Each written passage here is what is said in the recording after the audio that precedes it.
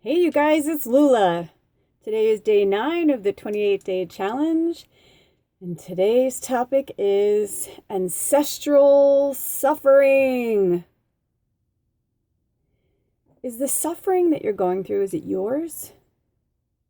Is it your parents? Is it your grandparents, your great parents, your great grandparents, and so on and so on and so on?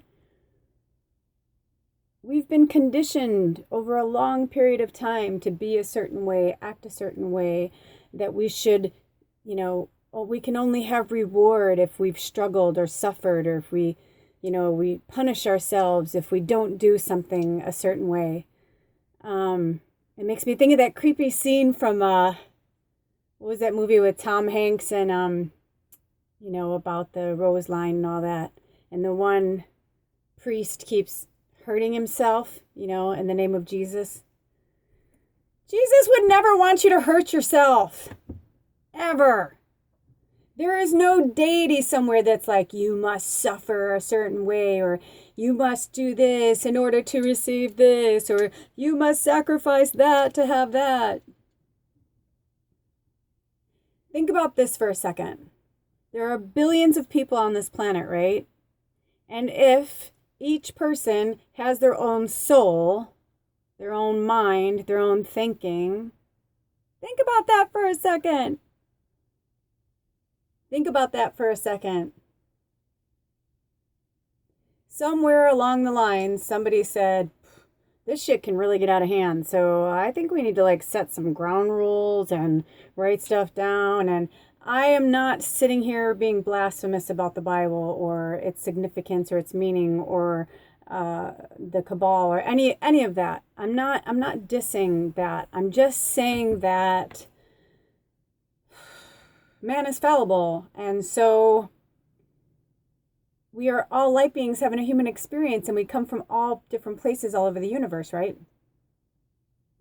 So I've talked about this before. It's like black, white, gay, straight, male, female, blah, blah. It's all a metaphor for us as different light beings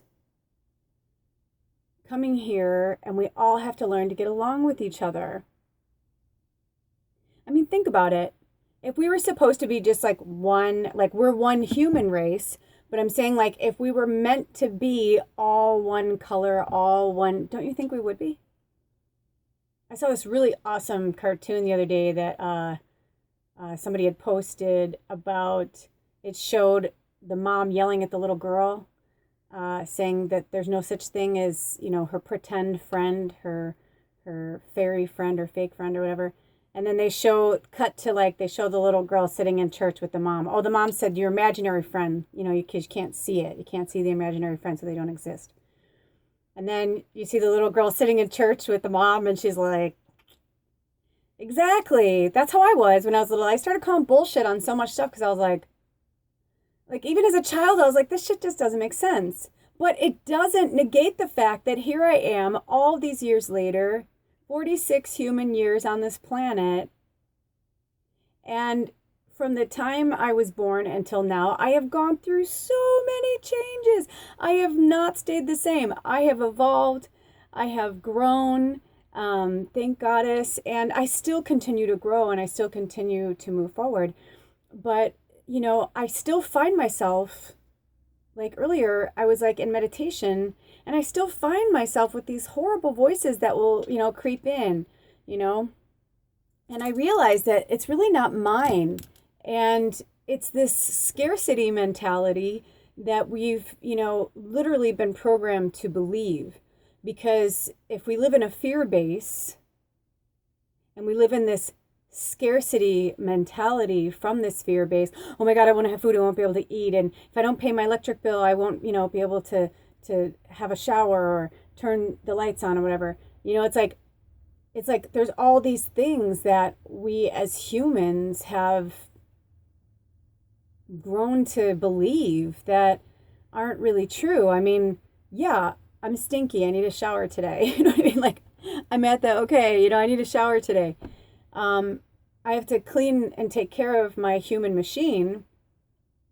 But it's what I'm trying to say is there's just this ancestral suffering that has been pressed upon us for generations.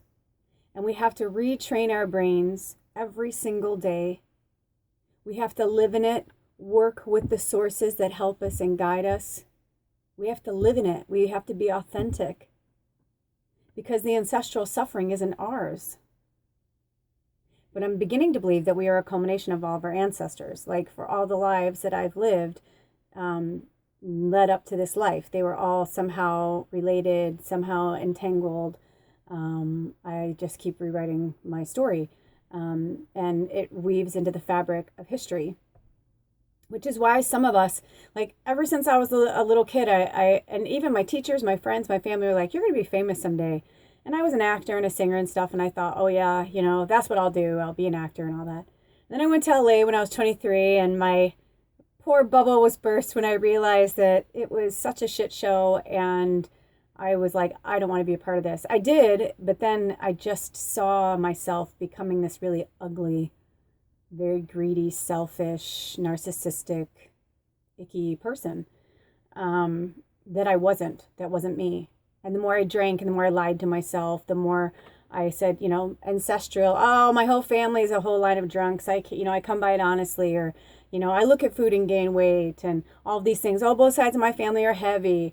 And all this ancestral suffering, blaming, blah, blah, blah. It's like, it's all the same.